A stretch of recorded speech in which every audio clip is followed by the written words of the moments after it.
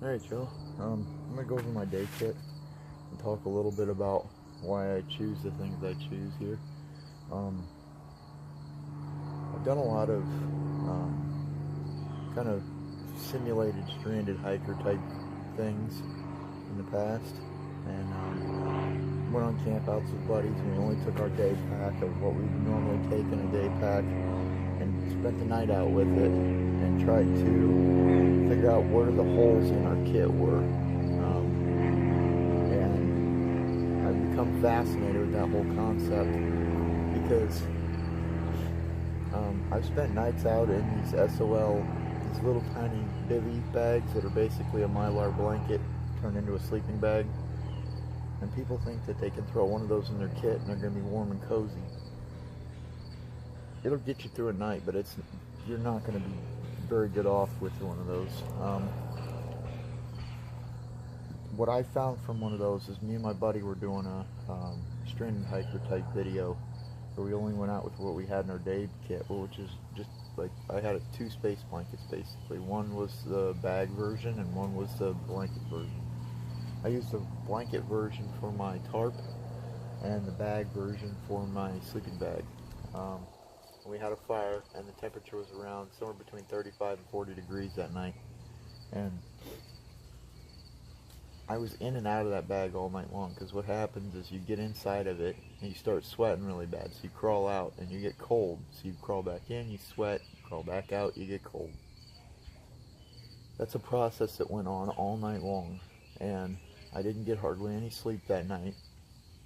And then when you apply that to like if you really were stranded, you got to kind of think about what your mindset's going to be if you're stranded, if you're lost, anything like that. You're not going to be 100% with it. You're going to be kind of semi-panicking, even if you're a really calm individual, which is why we do what we do. So I started going along the lines of, why not carry an ultralight overnight kit, like what I would carry overnight, but compacted down, ultralight, so that I could have a nice comfortable night's sleep if I needed to, yet have a nice small package. So that's kind of where I'm coming from on this kit.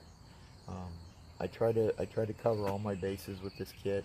This is a Frost River Masabi range. The entire kit weighs all of about maybe 12 pounds. Super light. So we'll go ahead and get into this.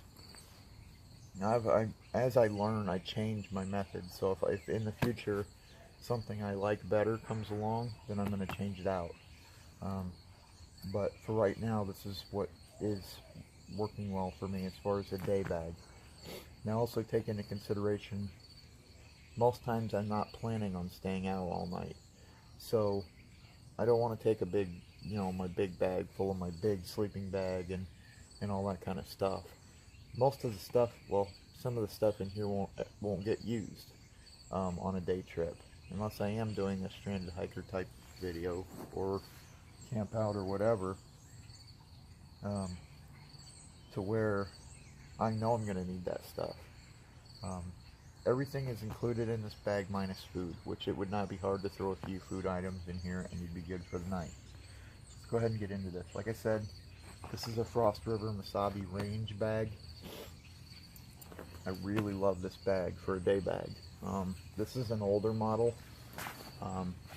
It has the leather straps. I wish mine had the cotton webbing, because if you put any real weight in this at all, these leather straps kind of tend to dig into you. So yeah, go ahead and get into the bag. So I first flip the lid open. The front pocket here, I've got my Baco Laplander, which is a good folding saw for basic, I can make shelter if I need to, which is another point. If I got stuck out in the woods, if I just got turned around or whatever, I'm not going to make a natural shelter. I think if that's your plan, I think you need to rethink it, in my mind, because if you've ever been out and actually made a natural shelter, especially like an A-frame debris hut type thing, they take a long time and a lot of energy. I personally don't want to spend that much time and energy. I'd rather have something with me that I can just throw up really fast and have shelter for the night. So that's one less thing I have to stress about, because I'm already going to be stressed out about being lost or being injured or whatever the case may be, the reason I'm stuck out there. So I can cut firewood with this. If I really had to, I could make a shelter with this. I can make anything I need to with this. I have a knife. This is a Old Rare knife. I don't really remember who made this. It says Old Rare on it. But it's a Woodlore clone style knife, one of my favorite. Doesn't matter as long as it's a nice stout knife. I try not to baton my knife most times. I tend to use an axe for that. But when I'm not carrying an axe, I do like a knife that has a nice at least 1/8 inch spine, so that I can baton it and feel comfortable knowing that I'm not going to break my knife. Also has to have a good heat treat. This is a mini mag light. Great light. This has got the LED upgrade in it. These are good lights because they're bright. For one, they run on AA batteries, which are plentiful, and if you really wanted to, you could, and this is not recommended to rely on solar ignition because it depends on the sun, and if the sun's not out or if there's clouds or whatever, you're not going to have a very easy time getting a fire going. So solar would be like more of a play with it method than anything. But you can use these little reflectors inside these flashlights and focus a beam of sun onto your tinder and get it that way. I've done that with bigger flashlights and works alright.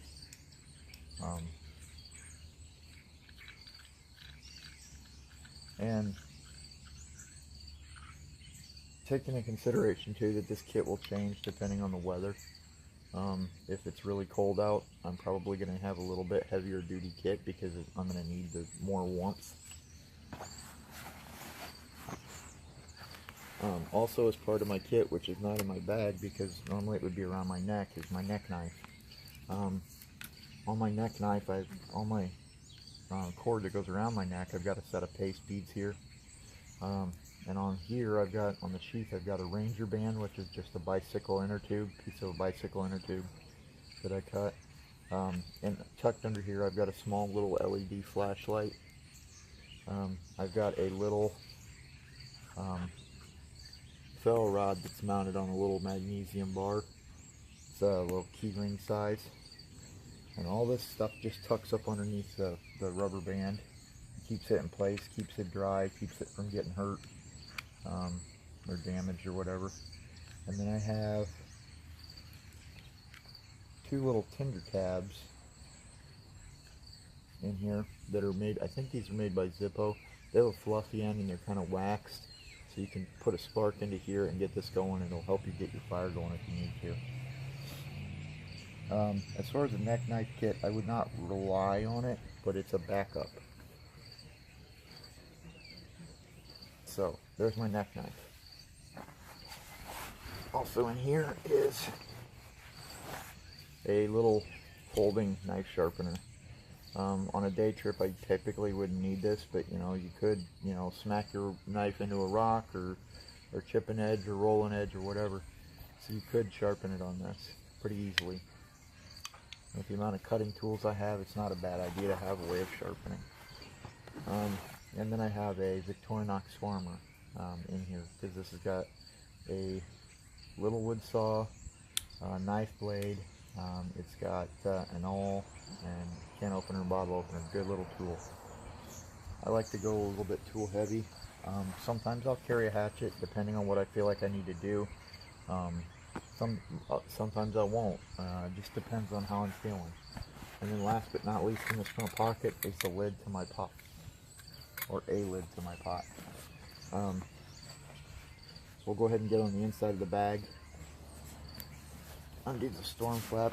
This is a lightweight down jacket. I carry this even in warmer weather because sometimes in the evenings it gets a little cool. You want a little jacket. This works And also, if I'm not using it as a jacket and I decide to lay in my hammock, I got a pillow, because it folds down into its own pocket and it makes a nice pillow. So it's double use, and it's a nice lightweight jacket. Next in here, I have my little cooking setup, which I still need to make a stuffed sack for this. But basically what I got in here is I got a Snow Peak Soloist cup, which goes with the lid. That's one of my parts of my cook kit. Then I have a metal water bottle. This is one of the old ones. This is made by Nalgene and Guyout Designs. This is a backpacker model. They don't make these anymore, but it's just a good stainless steel water bottle in general. And then I have the Pathfinder cup, the stainless steel cup with the stove stand on the bottom. And that whole setup allows me to be cooking something and be making like coffee or tea or cocoa or whatever. So I like this little setup for a day trip. Okay, getting into it. My fire kit. Tracy and I did a Bushcraft Live last night, and we did this all on Bushcraft Live. So I came out here this morning and found that 2 of my rocks out of my fire kit here were on the ground. So these actually came out of my fire kit, but I forgot to pack them back up. So in my fire kit here, which is just a little leather belt pouch, I've got some jute twine. I've got my ferro rod with a striker. You can kind of tell how used that is. It's kind of worn down. My flint and steel kit, which consists of a small striker, a stone, a leather pad that I can use as an ember pan for friction fire. I can use it as a pad to use pressure flaking to get sharper edge on my stone. And it also protects the char cloth that's underneath here. So I'm going to leave that in there for right now. Go ahead and crack that back up in there. I'm a big proponent of natural tinders. I don't like to use man-made tinders if I don't need to, but I do carry them with me. So in case I do need them, I think man-made tinders are good. They're a quick, easy way of getting fire, but I prefer natural materials. So these are from the Pathfinder store. These are just micro infernos. They're basically a waxed kind of a cotton rod type deal, and they've got like an accelerant in them, so you just twist these and kind of snap them, and you'll get nice fine fibers coming out. You just hit a spark on that and they'll light right up. And I keep a few of those in this little Altoid Smalls tin, and that goes in my fire kit as well. I do have a book of Yuko Strike Anywhere matches. And then, last but not least, one of my solar devices. Like I said, I don't count on solar device as my fire kit. These are just fun to play with. For me, they're more of a toy than they are a fire starter. They will start a fire if the conditions are right, if you have a nice sunny day. But I have a big magnifying glass. It's a pretty good high power one. I would more likely use this for finding splinters or ticks or looking at plants or stuff like that than I would for starting a fire. I think it can, like I said, it can be a viable option, but it is so dependent on the sun that if you have a cloud in your way or whatever, you're not going to get it. I mean, it's just, it depends on your environment. I mean, or with a ferro rod, I can get some tinder and strike it right up anytime I want. It doesn't have to be cloudy. It can be the middle of the night if I wanted. And so that's a much better option. So that goes in my fire kit as well. I'm going to set that off to the side.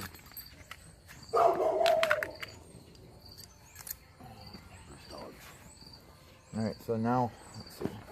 I keep a small peanut butter jar that's got a bag of coffee and a bag of sugar. The peanut butter jar is basically just to keep the bags from getting tore open and making a mess. So that's my coffee and sugar. And I would take that on everything in here I would take on a normal day trip. In here I have a tarp. This is a Warbonnet Mamba Jamba tarp. This is one of my main hammocking tarps. Good tarp. So I've got cover then. I do like to, on day trips, hang out in my hammock. It's very relaxing, and it's also good for your back. This is my JB hammock that I wanted to Pathfinder hang. And it's got the straps with it. It's a cinch buckle design. Great little hammock.